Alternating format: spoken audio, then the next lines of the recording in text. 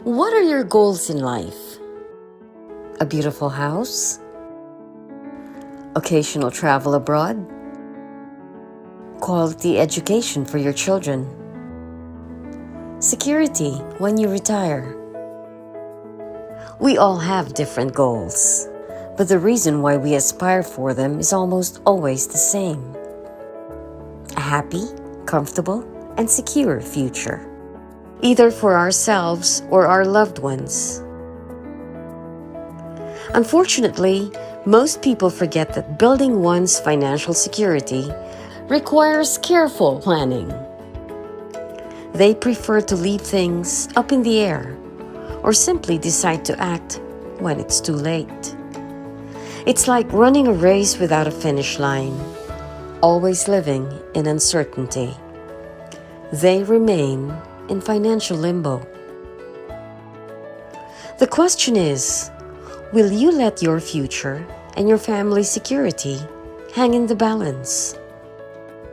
Or will you do what's necessary within your means to secure your goals? The good news is, it's never too late to start planning. Everything starts with knowing what you want. Most people initially look to their children's education and their own retirement when thinking about their future. Definitely, we need to plan for these. But did you know that the first step in financial planning actually begins with establishing the foundation of protection? Consider this. When you suddenly encounter unexpected events, such as losing property by fire or accident, getting seriously sick, or worse, getting taken out of the picture, how much do you think will this affect your plans for you and your family? You can be the best saver and the best investor, but if you're faced with these unexpected situations, all your savings and investments may be wiped out. And what about the possibility of losing a job or failing in business? It may take months or even years to get back on your feet. How can you maintain your lifestyle or continue providing for your family if such a setback happens? These are the unexpected challenges we must all prepare for. But you may wonder, how will I accomplish this? Can I even afford securing myself and my family? You may have even applied the simple equation of subtracting what you want from what you have, and the number you're getting is in the negative. So how do you bridge that gap? If there's any one strong force behind what you do, it's the hope of having a secure future.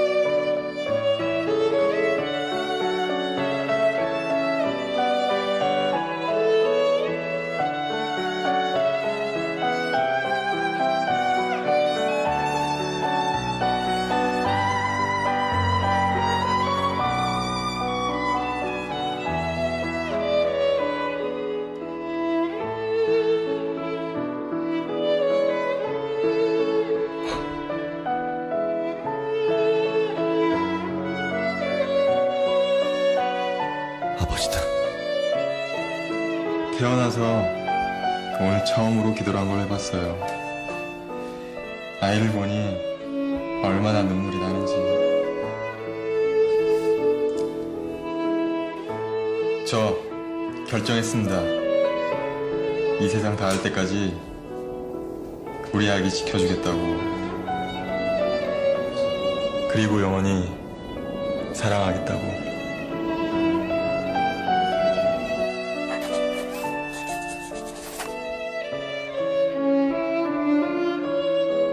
아이를 위해 기도해주세요. Again, thank you for tuning into Facebook Live or AKMA's Facebook Live.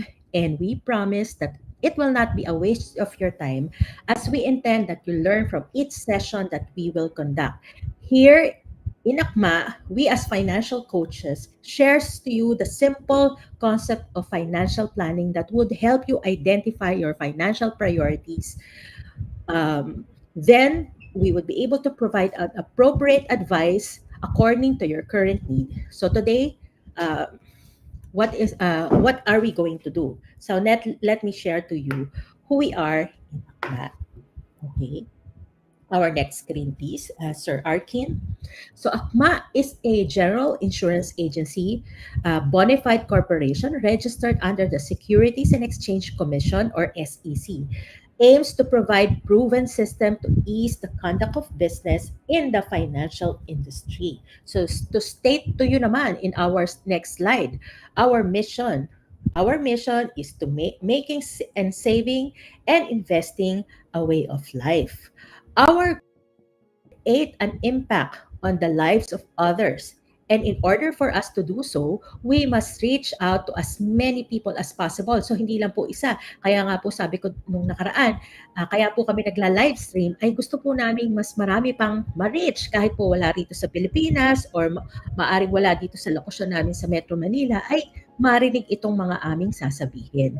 Unfortunately, sabi nga, it is not natural to most Filipinos to save for the future. Ang tanong ko sa'yo, isa ka ba sa mga Pilipino na ayaw magtabi para sa future? Marami akong maririnig. Hindi naman sa ayaw magtabi, pero talagang napakarami lang gastusin. Talaga nga ba? Or talagang hindi lang siya priority. Pag-aaralan natin mabuti ano ang mga bagay tungkol sa pera, hindi lang sa pagkamal nito o pagkakaroon ng pera, pero ano ba ang importante, ang pag-importansya kung paano mo ba hahawakan o panghahawakan ang iyong mga kinikita.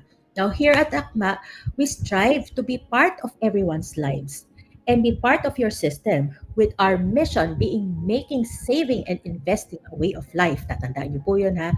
Make it as your habit to save and invest and make this as a way of part of your way of life. This is something we emphasize to all our partners so they can carry out this mission every single day.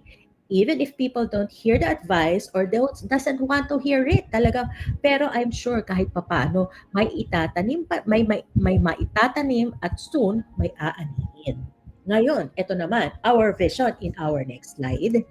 Ang mission naman po ng AKMA is to provide an implemented executable financial plan with protection from any life's uncertainties as its foundation. This is referred to as the FIT or Financial Independence Track. Opo, meron po kaming ginagamit na sistema. Isa po ito sa sistema kung paano makikita natin ang inyong pagtatabi ng inyong mga kinita.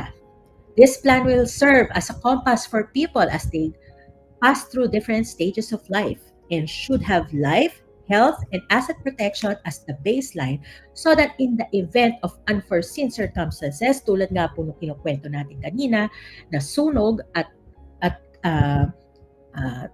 earthquake, ay meron meron kayong mahuhugot na po pwedeng pangtustos sa pangangailangan nyo, may it be pang repair or pangkain ninyo at kung ano na pa. Ngayon, here in AKMA, our vision is to provide everyone with a financial plan that ensures your future would be secure. Okay? So balikan po natin because ang topic ko po, ako po ay na-assign talaga sa piso expense pero sabi ko nga po, napakalawak nito pero hindi naman mahirap unawain. So ngayon, balikan natin. Ano ba tong piso expense na to? As we have mentioned, we should categorize where our expenses would go. Here are a quick guide, di ba? Ito ay quick guide lamang, pero pag nailala nyo yung piso, priority, yung una. Pangalawa, indispensable. Pag salitang indispensable, kahit English po yun, di ba? Para hindi mo pwedeng itatapon yung klase ng pag-expense na yon, di ba? Pangatlo, side interest o side interest. Importante pa, yeah, pero hindi po siya ganun ka-importante tulad ng P at I. At ang fourth naman ay of no value. Bakit? Sige, isa-isahin natin. Pag sinasabi po natin priorities, dito sa piso expense, ito po yung mga basic necessities in life kung saan kung wala ka nito, ay talaga napakahirap magpatuloy ang buhay natin. These are the things that you cannot live without. Unang-una, food, di ba? Kahit na ang ganda ng bihis mo, wala ka namang pagkain, di ala rin, di ba? Papayat, pero mahirap pa rin. So food, pangalawa, shelter, di ba? Pangatlo, clothing. O di ba? Sabi ng isang nakausap ko, pwede ka ba bumili ng pagkain kung wala kang clothing? Kaya nga sabay-sabay. Sabay-sabay po silang importante, hindi pwede yung isa muna bago yung isa. Dapat po sabay-sabay. Now, yung I naman, indispensable. These are expenses that are necessary. Tulad ng, kung kayo po ay may anak, remember na pag-usapan po natin different life stages in life, single, married with children, and retirement. Okay. Kung kayo ay may anak, tuition fees. Eto, may anak man kayo o wala, may asawa o wala, single for life, ay kailangan mayroon kayong naitatabi para sa inyong utilities. Nandiyan na po yung kuryente, tubig, wifi, ano pa ba, cable, may nagka-cable pa ba? At kung ano-ano pa. Kung kayo ay nasa subdivision o kung kayo nasa hotel, may tinatawag na association dues. At last but not the least, of course, hindi pa last yan, marami pa yan, pero ito yung nasa top, insurance premiums. Napaka-importante, nagsiset aside ka para dito. Bakit? Kung talagang mahal mo ang minamahal mo sa buhay, kahit na mawala ka o pagkasakit ka, para maipakita mo na mahal mo sila, ay paghandaan mo sila. Okay? So, given na po yun, di ba? Yung S naman, side interest, are expenses for you to enjoy your current lifestyle. Alam naman, work ka lang ng work, di ba? Work ka lang ng work. Minsan, di ba, hindi naman masama. Bumalik ka ng magandang watch. Ano ba gamit mo? Smartwatch na ba? Or yung our usual watch. Ano mang watch yan, basta importante, yung gusto mo at nasa within your budget. Ano pa ba pwede nating isama dito? Tulad ng magandang pares ng sapatos, 'di ba? Kunwari, gusto mo yung komportable, gusto mo yung matagal masira, gusto mo yung hindi babaho yung paa mo. O di bibili ka ng brand ng gustong-gusto mo. Or maaari, for some of you na talagang napakahilig talaga sa mga movies, marami po akong kaibigan at mga kamag-anak na talagang masayang-masaya sila nagpupunta sa movie houses. Kaya nga, ito ay nagiging parte ng kanilang side interest. Last but not the least, pero parang least na rin, is the O, or of no value. These are just wants, sabi nga, and not necessarily need, di ba? Buying daily coffee. Imbis na, yung iba, ay kasi naman, pag nagdala ko ng kape, pagdating sa opisina, hindi na kasing init, hindi na kasing sarap. Masarap yung freshly brewed. O, ayan ha, pero alam mo, nasa of no value yun. Ikaw nang bahala doon ha. Isa pa, nauuso sa mga kabataan, milk tea, di ba? Yung mga ganon. Masarap ba? Oo, ang sarap naman kasi talaga. Kaya lang, huwag naman madalas, 'di ba? Siguro once every 2 weeks, once a week. Huwag naman yung araw-araw kasi hindi siya bababa sa 100 pesos, 'di ba? Or may baka mas mababa, hati na lang kayo nung seatmate mo or yung katrabaho mo, pero may expenses pa rin. Basta kayo, sinabi namin 'to, i-implement niyo, kayo na pong bahala dito. Or ito po yung hilig ng mga singles. Ito yung tinatawag na Friday night out, 'di ba? Pupunta sila sa magandang restaurant or mag-chill sila sa isang bar o di kaya sa isang mga ibang mga lugar, 'di ba? Mga ganon. Basta night out ha. Kung saan man 'yon ay alam niyo na kung saan niyo gusto. Now, also, isa pang bagay, wala pong masama kung meron kayo napakagandang mobile phone, di ba? Wala pong masama doon as long as it's within your budget. Pero siguro po, kapag naman ikaw naman yung tipong wala namang pangangailangan na magpalit ng phone once a year or twice a year kasi kunwari lumabas yung S o yung I let's say 25, o 'di ba palalagpasin ko na ha. Kabibili mo lang nung January, lumabas yung S26 or I-26. Pagdating ng October, palit ka na naman, sabi sa'kin. Naku, Rochelle, binebenta ko naman ta's bumibili ako ng panibago. Okey, sige basta't alam mo na hindi yan lalagpas sa budget mo ha. Ikaw nakakaalam yan. Ngayon sabi naman according to in our next slide, it says here, according to Proverbs 21:20. Ito ha, hindi po ako nagsabi nito. Ito ay isinulat sa Biblia. A wise man saves for the future. Okay? A wise man saves for the future. So whether mataas ang kinikita mo, saktong kinikita mo, mababa ang kinikita mo, ang sabi po dito, hindi po ako nagsabi nito, a wise man saves for the future. Okay. Now that we have identified and categorized your expenses, let us discuss why is there a need to save? Bakit ba talaga kailangan mo mag-save ng pera? Hindi ba pwedeng live at the moment, 'di ba? Tama ba yung sentence ko, 'di ba?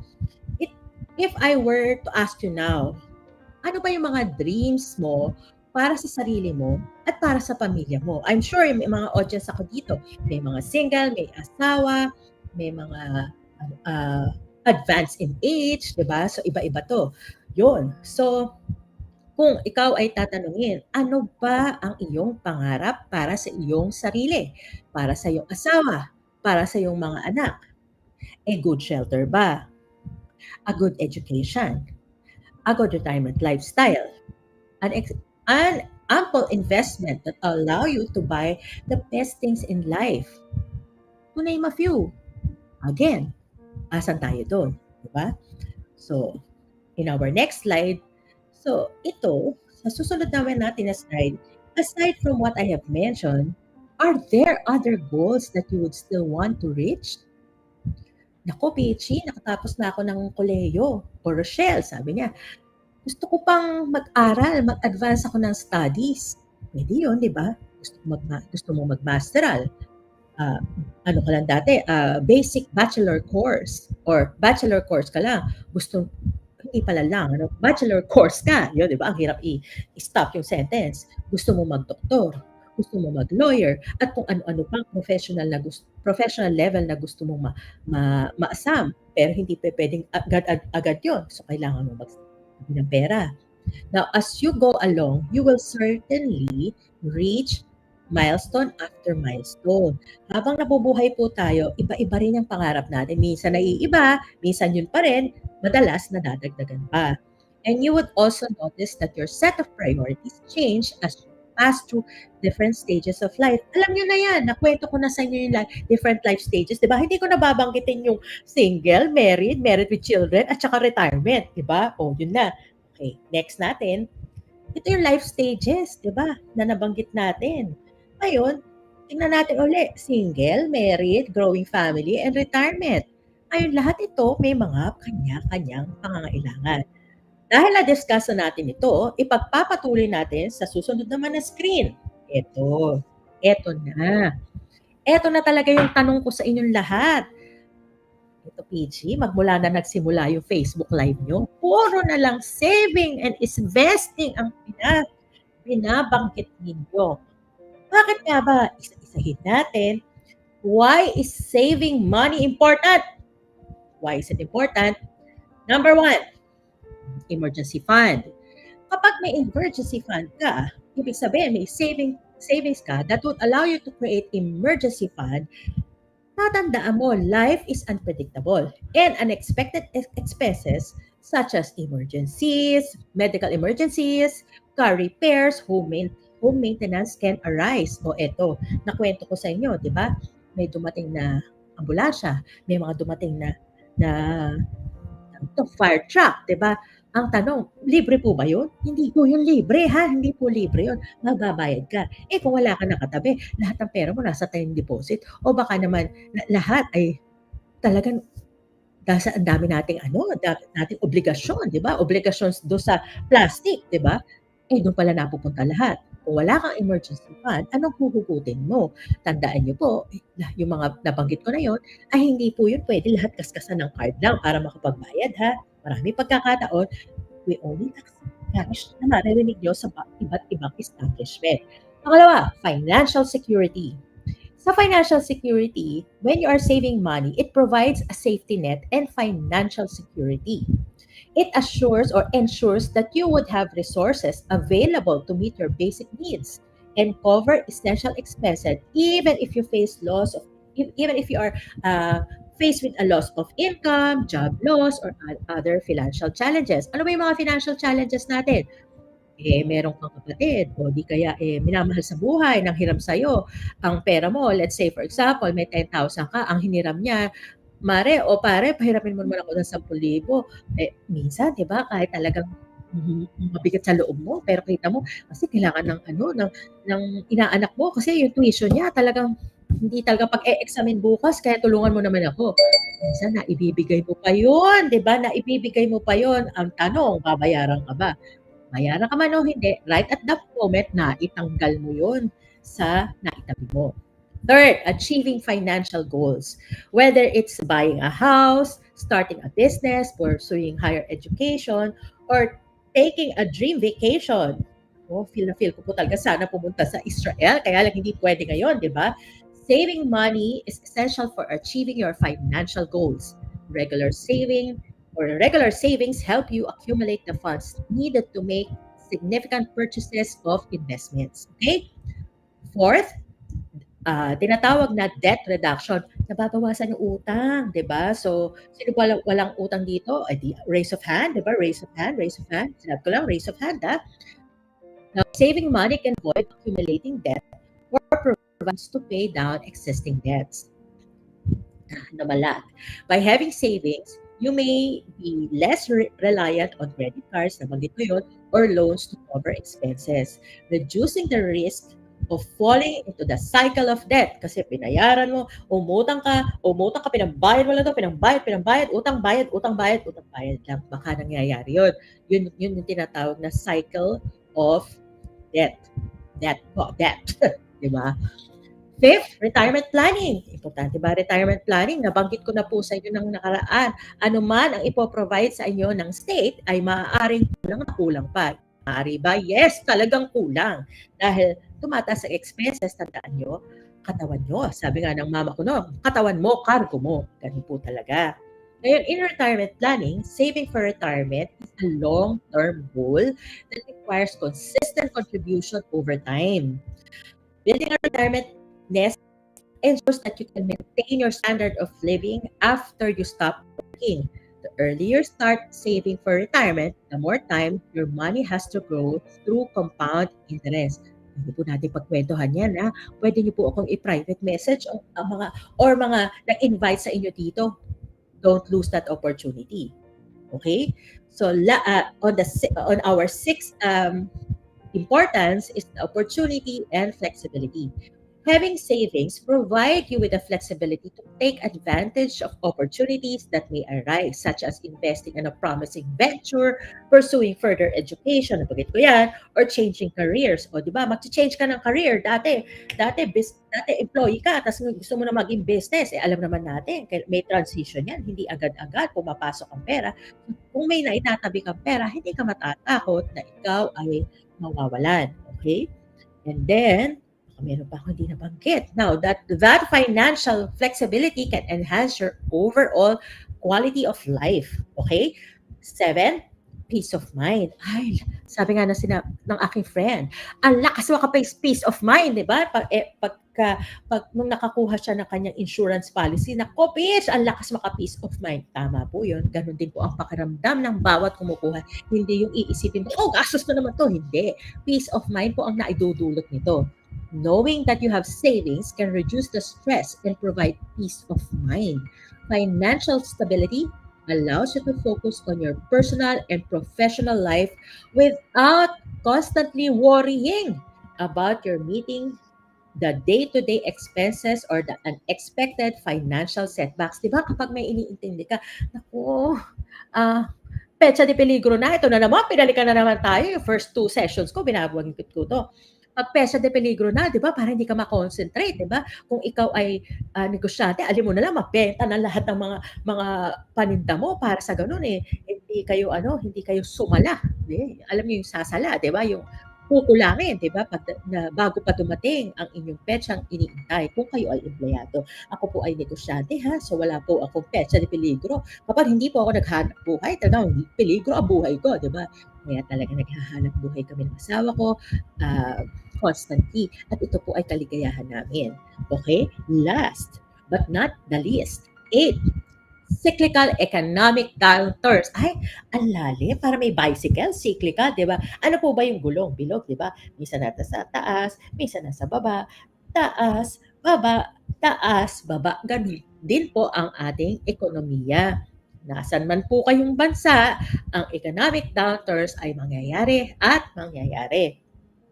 Ang economic downturns and recessions are inevitable. O, di ba, natatandaan nyo, noong year 2008, nagdeklara po ang Amerika ng recession. Sapagkat napakalami ng talagang aspect sa kanilang ekonomiya na nag-lead doon sa pangyayari ngayon. Tayo pa kaya? Na nabansang kakapurangit lang sa mapa ay hindi tayo ma-spare sa bagay na yun. Yes, sa totoo lang, medyo mas advantageous pa nga tayo nung nangyari yun. Kasi nung mga nangyari yun, medyo mas ayos na yung ating uh, economic fundamentals kung tawagin nila. Ibang topic yun, tsaka na natin pag-usapan yun. Ito muna, di ba? Having savings can help you navigate through tough times by providing a financial cushion. This can be particularly important during periods of job market instability. Pwede po bang mangyari yun?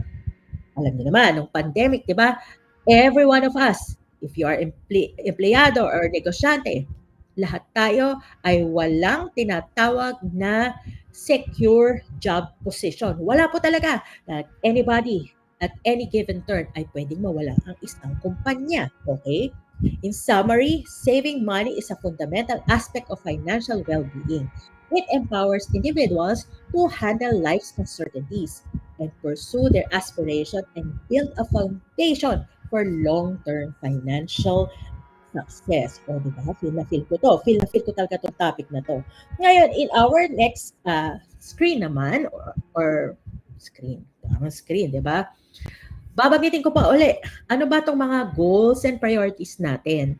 Pero, tatandaan nyo, whatever situation you are in right now, aside from lifestyle, getting what you want, getting what you need, you also need to prioritize preparing for health emergencies, di ba? Sabi nga nila, mayaman kang pumasok sa ospital, pulubi kang lalabas sa ospital. Pwede po bang mangyari yun? Opo, di ba? Totoo po yun. Nakwento ko sa inyo, sa buhay po naming magkakapatid, nung magkasakit po ang aming mga magulang, ay halos talagang ibebenta mo lahat para lang matustusan ang kanilang sakit. Hindi dahil sa ayaw mo, ha. Gusto mo, syempre, gusto mo ma-extend ang buhay niya. Pero nung panahon po kasi namin, wala pang tinatawag na health insurance. Wala pa po nun. Siguro kung meron gano'n at meron ang mga magulang namin, hindi po kami nagkukumaho kung saan hahanap. Meron po kaming masasabing maayos na tahanan. Pero kapagka talaga may nagkasakit, nakwento ko na po sa inyo dati yon. Pagka may nagkasakit sa isang pamilya na Pilipino, ang Pilipino kahit po maganda utang-utang, hindi po siya papayag na hindi po matustusan ang kanyang minamahal sa buhay. Ganun po tayo ka-close eh. Minsan, nakakainis na nga, sabi ng iba. Pero, in a way, ganun tayo. Mahal na mahal natin ang mga kasama natin sa bahay. Okay? So, sa susunod naman po, pag-usapan natin. Napag-usapan natin last time, yung hierarchy, di ba? Hierarchy of financial need. Unahin natin yung expected events in our next screen, di ba? Nauuna lang ako ng konti sa screen, di ba? Ng konting-konti. Sa Pilipinas daw, ang education has 4.4 million Filipinos were not able to enroll last 2020. Bakit? Nawala na nga ang trabaho, di ba? Siguro natapos nila yung school year 2019 to 2020, pero yung 2020 to 2021, talaga pong marami pong nag-homeschooling noon. Sure po ako doon dahil marami po akong kaibigan na yun po ang ginagawa nila sa anak nila, homeschooling, o di kaya sila ay part of their, one of their businesses would be about homeschooling. Marami nga daw po talaga, inquiries and registration for homeschooling. The gift of education is something that will stay with your children, with our children forever, and cannot be taken away. Totoo po yun. Unfortunately, basta gagamitin sa tama, a lot of Filipinos cannot even afford to go to school. So I'm talking about the college kasi at least yung elementary, high school, meron naman tayong mga public schools. In 2020 alone, around 4.4 Filipinos, as we have mentioned, were not able to enroll. This is according to the SWS survey. So, kino-quote po natin yung binigay nila ha. At the beginning of 2022, last year, out of the population of 112 million, 34.6% belongs to children with ages 15 years old and puno sa elementary high school, di ba? This means that there are a lot of kids out there who would like to go to school and parents would be needing help on how to prepare them. Ito po, personal experience ko. Dito po sa area namin, kung saan malapit po yung ah, commercial area, kung saan meron din po mga palengke doon, dumami po ang nagtitinda ng sampagita. Tsaka yung parang mahahabang bulaklak, 'di ba? Hindi po yung sampagita pero tinawag na lang sampagita, 'di ba? Ang dami pong nagbebenta. 'Pag tinanong niyo, ba't nandito ka? Eh, 'di ba umaga? Eh, mamaya pa pong hapon yung school namin, tungkol sa school at tinanong mo. Pagdating naman ng hapon, teka, nakita ko siya nung isang araw, umaga. Ngayon hapon, sabi niya, hapon ng school niya. Pag tinanong mo, oh, kunwari, Tony, kunwari lang ha, Tony, ba't nandito ka? Ba't ka nagbebenta ng sampagita? Eh, di ba dapat nasa eskwelahan ka? Wala po kami pasok ngayon. Eh, di ba sabi mo nung isang araw, paghapon ka, wala po kami pasok ngayon, ma'am eh. Ganyan. Ay, parang nalilito ako. So, baka pati ang mga bata, natuturuan na rin magsabi ng hindi totoo para lang makaiwas. Kasi yung mga nagsasampagita, 'di ba, maririnig mo sila na, "Ate, bili ka naman ng sampagita." 'Pag sinabi mo, "Ay hindi, eh." Masasabihin nila, "Pangkain ko lang po." 'Di ba? Parang nakakahabag po talaga, nakakahabag. Kung may maitutulong, tutulong, 'di ba? Pero ito po yung sitwasyon na nakikita natin pang-araw-araw. Ngayon, um, pag-usapan naman natin ang retirement. 8 out of 10 Filipinos age 60 and above are financially ill-prepared. Ibig sabihin po ng ill-prepared ay hindi po nakapaghanda para sa kanilang retirement. Generally, for those who did not become part of the mortality statistics, life expectancy is still at age 72 years old. Actually, 71.23. Ni-round off ko na po. Actually, hindi siya pwedeng i-round off, di ba? Dahil 0.23. I-round off na natin. Wala naman taong ano. Meron din siguro.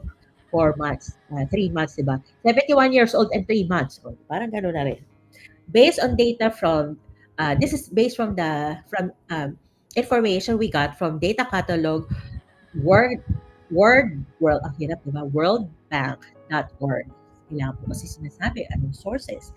It may sound as a good news because Filipinos will live longer, but it may also imply that there will be expenses through old age like frequent visit to the doctors, maintenance medication, and of course, the day-to-day expenses, di ba? So kahit na meron pong discount ang senior, magastos pa rin, di ba? Well, there's no such thing as free lunch, di ba? Unless binigyan natin siya, pero ng ating parents. Pero that's just how it is. Now, in our next slide naman. Next slide naman natin ay about unexpected events. Tulad ng sinabi natin, an unexpected event ay isang bagay na hindi mo alam kung kailan mangyayari. Alam mo ba kung kailan ka magkakasakit? Alam mo ba kung kailan ka kukuhanin na ng ating creator?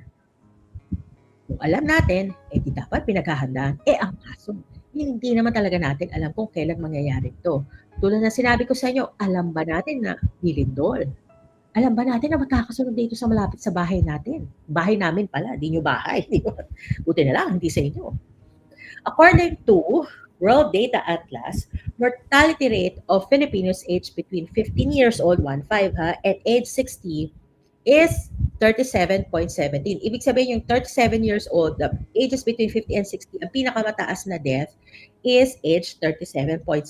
Ayan na naman yung point na yan, di ba? Per 100 population in 2020. This is an annual average increase of 6.03% since 1975. Ibig sabihin, every year, 6% ang tumataas ng namamatay from the previous survey. The age range includes those who are just starting to have family or has a growing family already. And 77% of our population do not have financial protection according to BSP. Alam mo ba yung BSP? Now, can you imagine if the breadwinner belonging to this age range suddenly kicks out of or kicks the bucket? Ibig sabihin, taken out of the picture. How can the family survive? Nawala ako. For example, isa akong ina. Let's say single mother ako. 5 anak ko, nawala ako. At yung mga anak ko, ages 10 years old and below. Sa palagay nyo, aampunin siya ng aking mga minamahal sa buhay? Maaari. Pero yung minamahal ko sa buhay, mga kapatid ko, mahihirapan ba? Opo, mahihirapan din po sila. So talaga po, kailangan yung maghanda. Huwag pong iasa. Siyempre, ang mga mahal natin sa buhay, talagang sisiguraduhin na, na maayos din sila. Pero, kakayanin ba nila kung sila din ay may pamilya? Baka po hindi kaya, di ba? So, hindi rin naman natin pwedeng sisihin. Ngayon, nasaan ako? 70% or 77% of our populations do not have financial protection. Nasabi natin yun. Kasama ka ba to sa 77% na yun na walang financial protection? Nako, Pichi, meron po akong 3 anak. May 1 million na akong insurance. Ay, di ba? Nakita mo yung expenses natin na ginawa last week, di ba? Alala nyo yung merong low, medium, and high income earner? Kakayanin po ba yun? Eh, kung mabuti sana kung may ₱1,000 lang ang grocery every month, di ba? Hindi naman. Talagang marami pa yon. Sabi nga ng isang kaibigan ko, "Naku, Rochelle, habang lumalaki ang mga anak ko, ng mga teenagers, ang bigas namin, yung dati yung isang kaba ng bigas, yung isang sako, yung 50 kilograms po yun ay tumatagal ng 1 buwan. Ngayon, kalahating buwan, wala na. Diba? Pwede po yun. O syempre, sumasarap din po yung kain ng mga bata hanggat lumalaki sila, lalo na kapag mga teenager. Ngayon, puntahan naman po natin yung health. Kahit po kayo ay nagtatrabaho sa ospital, appealing to all my friends and family members in the hospital, there's really a rising cost of medical treatment in major this is becoming a major concern for many Filipinos. With medical inflation at 10.1% in 2021, ibig sabihin po nasa 10% ang pagtaas ng medical expenses every year. The cost of treatment like heart bypass and stroke can reach millions of pesos, or exceeding the average monthly savings of Filipinos. Now, despite some health insurances, 56% of medical expenses still come out of pocket. Meron na ako nung sa state na pinoprovide Pero kaya po ba yun? Hindi po. Hindi po talaga. Ano lang po yun, pang-augment lang or pang-tulong lang ng konti pero hindi po kaya lahat dahil wala naman po tayo sa first world country, nakakayanin po yun. Including medical or medication, doctor's visit or visit to the doctor pala, and therapy. This can lead to financial difficulties, with some even resorting to sacrificing their children's education or dipping into their savings. The lack of preparedness for medical expenses is leading to not only physical but also emotional suffering for many Filipinos. Biglang may nagsabi, "Naku, Rochelle, hindi ako naniniwala dyan. Ang bata-bata ko pa, tsaka healthy-healthy ako. At wala akong paniniwala sa ganyan." Yung mga sinasabi-sabi mo na yan. Sige po, kung hindi po kayo naniniwala, carry lang. Basta kayo ay sinabihan namin, ito po informasyon na to ay hindi po nanggaling sa akin, nanggaling po ito sa survey na kinuha po namin at kahit saan po kayong financial website pumunta, makikita nyo itong mga sinulat namin dito at hindi po namin ito inimbento. Okay? So next, sabi po sa Bible, ano ba sinasabi ng Panginoon tungkol sa pera? Ito ang mga bagay na natutunan ko po dati sa isa po naming pastors kung saan ako po ay uma-attend dati. Dalawang beses ko pa nga po inattendan yung seminar na yon. Siyempre, hindi ko naman talaga na-absorb lahat-lahat, di ba? Pero binabalik-balikan ko po yun. Ano ba ang sinasabi ng ating Panginoon tungkol sa pera? Una, bago yung una, the Bible contains significant number of verses about money and related topics because the management of wealth and resources is a central theme in many biblical teachings. Now, there are several reasons that contribute to the prominence of money-related verses. Alam niyo po ba I-Google nyo, ha? I-Google nyo. There are about 2,300 Bible verses plus about money being discussed in the Bible, whether by God, by Jesus Christ, or other personalities. More than pa po siya tungkol sa love and other topics that you can find there. So makikita niyo po, bakit natin i-emphasize ito? Verse 1, let us look at practical guidance. The Bible provides a practical guidance for daily living, and money is a crucial aspect of people's lives. The, the scriptures offer advice on managing finances, avoiding debt, being diligent in work, and exercising generosity. Ganyan. Stewardship. The concept of stewardship is fundamental in biblical teachings. Believers are considered stewards of the resources and blessing they receive from God. Sabi niya, ay ako naman nagtrabaho doon. Ano natanggap ko? Tatandaan niyo po lahat po ng ating kakayanan at hindi po natin magagawa yun kung hindi sa blessing dito sa ating Panginoon. Money is seen as a tool to be managed wisely and used for the betterment of oneself and others. Third, spiritual implications. The Bible frequently discusses the spiritual implications of wealth and the potential pitfalls of pursuing riches, di ba? Sakto lang na pagpupursue, huwag naman yung maya yun. These are warnings about the love of money, greed, and the potential for material wealth to distract individuals from their spiritual being. Sa susunod po natin na slide, Sir Arkin. Ang apat po, konti na lang po ito, generosity and charity. The Bible emphasizes generosity and helping those in need.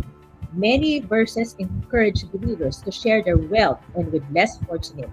And the act of giving is seen as a reflection of one's faith. By the way, kung gusto niyo pong i-screenshot ito, kasi inilagay ko po dyan kung saan po nagmula yung mga Bible verses, please do so. And then, economic and social justice for fifth. The Bible addresses issues of economic and social justice, including concerns about fair treatment of workers, the payment of fair wages, and ethical treatment, financial matters in the society. So last two concepts, lessons through the parables. Again, medyo ikot pa ang ating screen, hindi pa lumalabas. Okay, yung pang 6 po ay lessons through parables. Jesus often used parables to convey important spiritual and moral lessons. Many of these parables include stories about money or financial matters, such as the parable of the prodigal son. Ano po yun, di ba? Prodigal son ka ba? Or prodigal brother, di ba? The parable of the talents, and the rich man and Lazarus. 7. Context of ancient societies. In the context of the ancient societies depicted in the Bible, economic issues were all closely tied to daily living, societal structures, and religious practices. As a result, the scripture naturally addressed various financial and economic aspects of life. Napakadami po na. Marami tayong pagkwekwento yan. While there's a substantial focus on money in the Bible, it is essential to recognize that these teachings are part of a broader message about faith, values, and ethical living. The emphasis on money is a reflection of its significance in people's lives and the potential impact on their spiritual well-being. Okay, ito na po ang ating last, di ba? Tulad ng pinramis ko po last time, ano ba itong money menu? Diba? Yan, so Sir Arkin, buksan na natin sa ating money menu. Ano?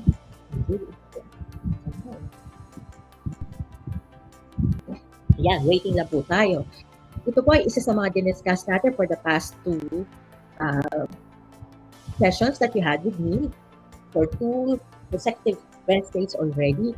Bibigyan na po natin ng input ito. So, I already filled it up, pero gaya nga po ng sabi ko sa inyo, reach out to the person who invited you, or you can reach out to me or any individuals whom you are kunwari, kasi po nakashare ito sa at least 7 or 6 Facebook pages. Kung kayo po ay nakikinig dito, So, kanino po yung Facebook page na yun? Kila Sir Rapi, kila Sir Arky, kila Sir Banjo, sa AKMA, Facebook mismo.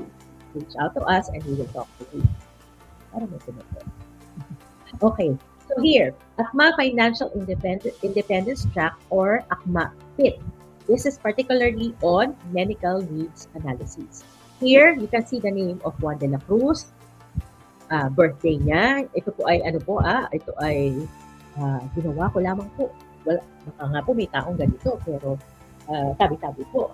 Baka kayo nga po ito. Pero I just use this as an example. Halimbawa, meron siyang asawa, si Maria. May anak sila na si Gerardo, Angela, and Joey.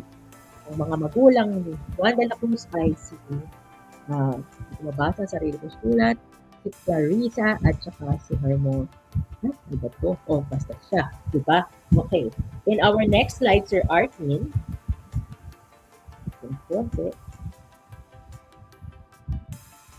Ayan.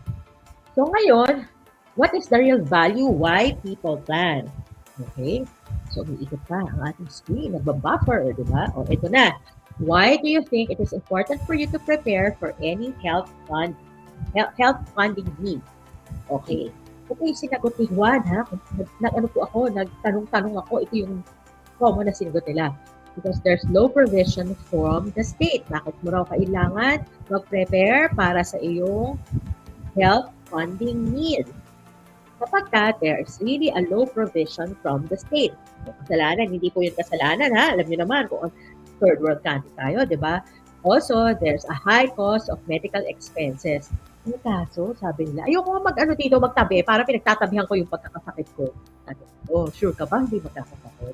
Magtabi ka na lang, ha? Huwag na natin pag-awayan pa ito. At hindi naman tayo kaaway, di ba? Ayun. In case you've already adequately prepared for your health fund need and you were still stricken with critical illness, pwede po ba describe mo how you would like to see your family in the midst of your ordeal, di ba? Sabi ko sa inyo kanina, kapag may sakit sa isang pamilya, nagkakaroon po talaga ng ordeal in every family member kahit kay puso, di ba? Sabi rito, live as you want them to live live, di ba? Parang Facebook Live. Live as they would and not worry about finances, emotional, mawala ang slide ko, focus in faith, and not be stressed emotion.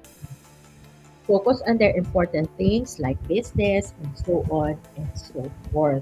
Okay? So gusto mo parang live normal pa rin yung family mo. Kapag ikaw ay nagkasakit, talaga naman. Pero ako po, nagkaroon ng sakit ng parents ko, di ba? Sabi ko sa inyo, kinaya ko naman kung magtrabaho normal, pero hindi ko po kayang gumawa ng extracurricular activities ko pa, extracurricular sa school po yun.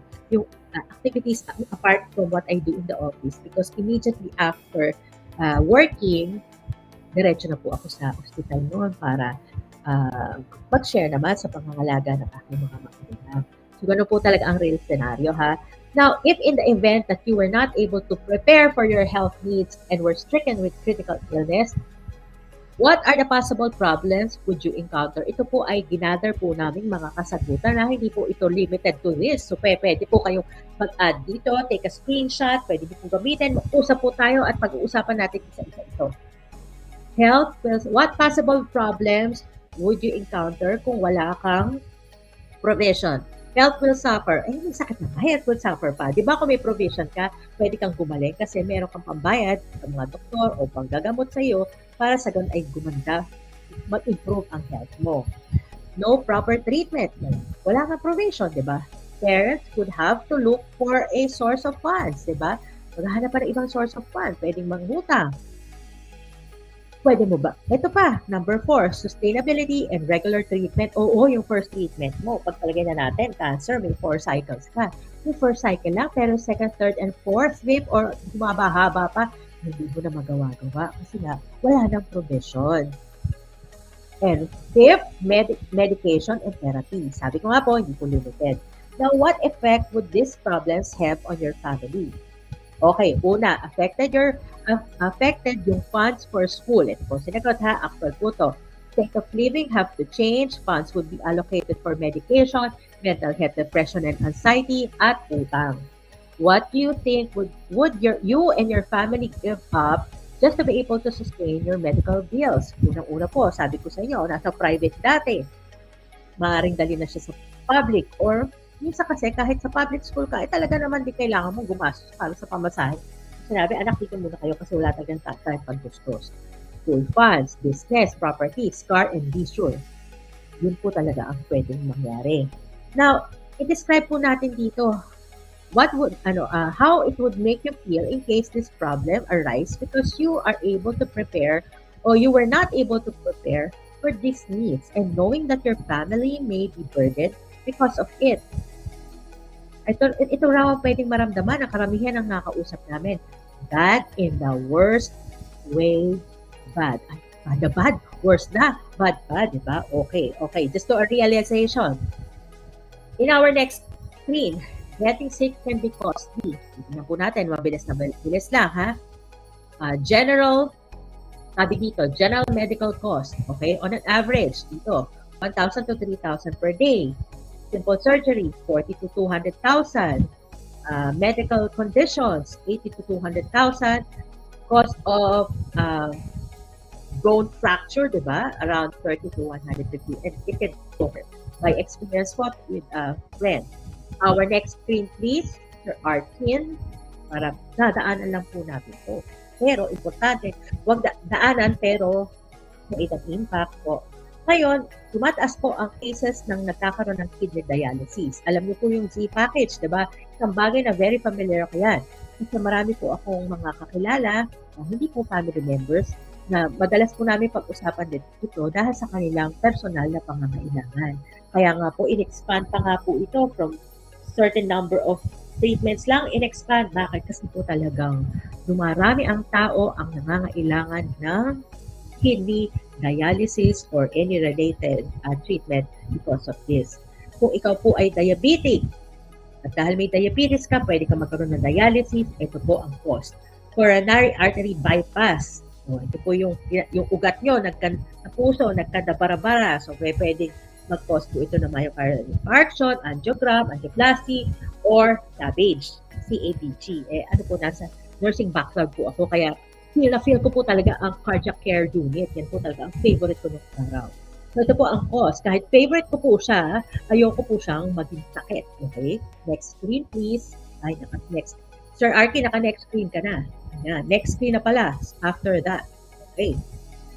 Eto, nabanggit na naman si CABG. Pronounce nyo lang po siya ng cabbage. Yun lang po ang pronunciation niya. Tingnan nyo, ang dami sinasabi dito. Single, double, 3, 4, single, 3, 4. Iba-iba po kasi ugat yan. May mga ugat po tayo. So makikita po nyo, Google your anatomy of your heart. Makikita nyo iba-iba pong parte na kina-cabbage package natin.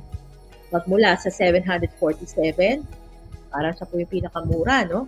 Ang pinakamataas niya ay 861. O, so, palagay mo ng 1,000,000. Ang tanong nga, dito lang ba matatapos ang buhay natin? Last but not the least, ito po ang isang bagay in our last screen. Ito po ay preparing for the unexpected. Ito ang mga tanong. Ito po ang mga sagot na to ay base sa mga sinagot din po ng karamihan sa aming mga kliyente. Pero gusto ko pong sagutin niyo habang kayo ay nanonood. Una, do you know of someone, family member or close friend who suffered or is currently suffering from critical illness? Karamihan po sa mga nakausap, ito po sa karamihan na, isasagot po sa karamihan na nakausap. Yes. What was the condition? Stroke po ang sinabi sa karamihan na nakausap namin. Do you have an idea how much it would cost to treat this kind of ailment? 1 million. Or even more po. Depende po ito. Ngayon, preparation for the unexpected is a key for building your financial foundation. We don't want it to happen, but in case it does, would you rather be financially prepared for that eventuality? Ito po, further to question or to further discuss. Mabilis na lang po. Cancer is the leading cause of death worldwide according to nearly 10 million deaths in 2020 or over the world po ito, hindi sa Pilipinas. 4 Filipinos die every hour due to cancer. Grabe, no? Estimated cost of this is about 641,000 to 2 million pesos. Stroke, more than 74,000 lives claim in the lives, diba? Lives claimed in the Philippines in 2020 alone due to stroke. It remains one of the top killers in the country. Yung top killer po, 'di ba? Kaya nga sagot ko sa taas, stroke. Ayan po ang cost, 500,000 to more than 1 million. Yes? Yes. Almost. Okay, heart attack. Almost 20% of the total death in the Philippines in 2020 is attributed to heart attack, even higher than pandemic death cases. Mas madami po ang namatay sa heart attack kumpara sa mga namatay po sa COVID. Ang cost po nito, 700,000 to 1.5 million. Swerte-swerte na lang, di ba? Lack of a better term. Sabi ko nga po doon sa isa naming kaibigan, si Brother O. Di ba? Sabi ko sa kanya, favorite ko yung swerte-swerte na yan. Pero, salita-salita lang po yan. Hindi po yung luck, ha? Paano? Ang saya-saya mo, di ba? Nakuha mo si cancer, heart attack, at stroke, all in one, di ba? So, dami, di ba?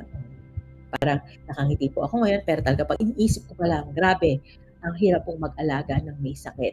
Paano kung ikaw pa yung may sakit, di ba? There are other illnesses that might be contracted with which Filipinos or people should be prepared for. Example natin dito, cancer, kidney failure, chronic liver disease, and other terminal illness. Ito na ngayon ang mga pagdamdamin nating katanungan. Do you have an existing medical plan? Ang tanungan na po dito, hindi na 200,000 coverage o 50,000 coverage na pinoprovide ng ating pang-ospital, di ba? Hindi na po yun kasi wala po kayo nakita dito sa akin na bumababa sa halos 1 million pag pinuntan nyo. If yes, is it provided by the company or is it coming from your personal expenses? Paano pagka nagkasakit po kayo na matagal? Sa palagay niyo po ba, mareretain pa rin kayo sa company? Paano na po yung health provisions niyo? Ibibigay pa rin ba nila sa inyo? Paano po yung coverage niyo?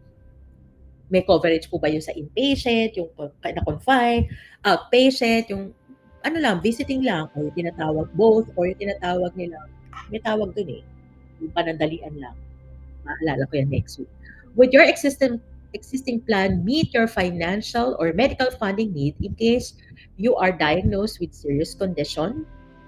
Given the facts stated above, how much do you think would be a reasonable amount that you should be able to prepare for? Diba? Sagot ng karamihan, 500,000. Again, di ba? Kayo na po ang maghusga at pag kayo naghuhusga, di ba? Bawal ang judgmental, di ba? Now, how long would you like to stay for you to achieve the capitalization requirement for your health funding? 5 years? 10 years ba? Or up to 60 years old? Usap po tayo. Hindi pwedeng dito lang matatapos ang ating pagsasalita. Dapat, tayo naman ay magkwentuhan. Nandito po kami upang tumulong sa inyo. Mag-usap tayo, kausapin niyo po ang aking mga kasamahan dito sa AKMA. Lahat po kami ay tutulong sa inyo and we would like to walk you through in your life stages. Tandaan niyo po, kapag po kayo ay nakapag-set aside ng pera para sa sarili niyo at para sa inyong minamahal, sabi nga po ng aking kaibigan na si Binky, naku bitch, ang lakas maka-peace of mind, di ba? Kino-quote ko po siya yun, sa kanya yun hindi po sa akin. So shout out kay Binky o Kayatan. Totoo po, na ang lakas maka-peace of mind kung meron po kayong provision sa mga bagay na binanggit ko. So tulad po ng dati, huwag po kayo makakalimot, ang AKMA Facebook Live po or live stream ay nangyayari mula Lunes hanggang Biyernes kung saan ay iba't ibang host ang makikipag-usap sa inyo, makikipaghuntahan sa inyo tungkol dito. Again, huwag pong matatapos lamang dito sa Facebook Live. Message us and we will be very glad to accommodate you and we will talk about how we will be able to partner with you on your financial journey. Muli ako po ay si Rochelle Visda at nagbibigay ng magandang umaga sa inyong lahat at nawa ay kayo ay pagpalain ng ating Panginoon.